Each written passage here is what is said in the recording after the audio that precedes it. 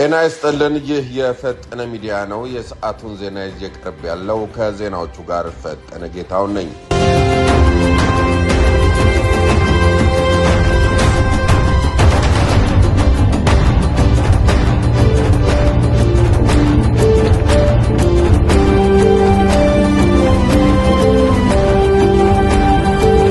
በጋምቤላ ፕሬዝዳንት ቤተ መንግስት ለሰዓታት የቆየ ተኩስ ተደረገ።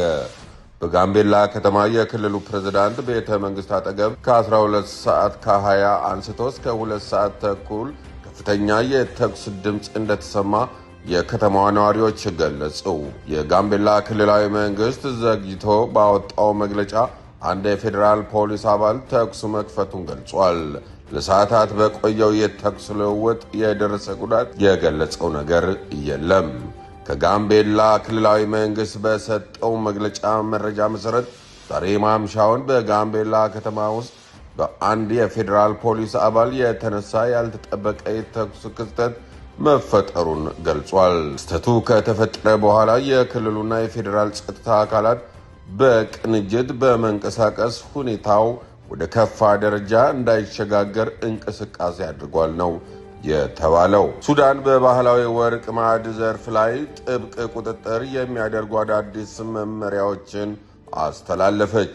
በሱዳን እየተካሄደ ካለው የእርስ በርስ ግጭት ጋር ተያይዞ የአገሪቱ መንግስት የባህላዊ ወርቅ ማዕድን ዘርፉን ለመቆጣጠር የሚያስችሉ ጥብቅ የቁጥጥር መመሪያዎችን ማውጣቱን ቢዝነስ ኢንሳይደር አፍሪካ በዛሬው ዕለት ዘግቧል። ከማዕድን ማውጣቱ ሂደት ጋር ተያይዞ የሚለቀቁ መርዛማ ኬሚካሎች በአካባቢ ጥበቃ ላይ እያደረሱ ያሉትን ጉዳትና የቤት እንስሳት ሕይወትን ማጥፋታቸውን ተከትሎ መንግስት የወርቅ ማጣራት ወፍጮዎችን ከነዋሪዎች መኖሪያና ከወታደራዊ ቀጠናዎች በአስቸኳይ እንዲያነሱ አዟል። በኢራንና በእስራኤል መካከል የተከፈተው መጠነ ሰፊ የሚሳኤል ጥቃት የተኩስ አቁም ስምምነቱን አደጋ ላይ መጣሉ ተገለጸ።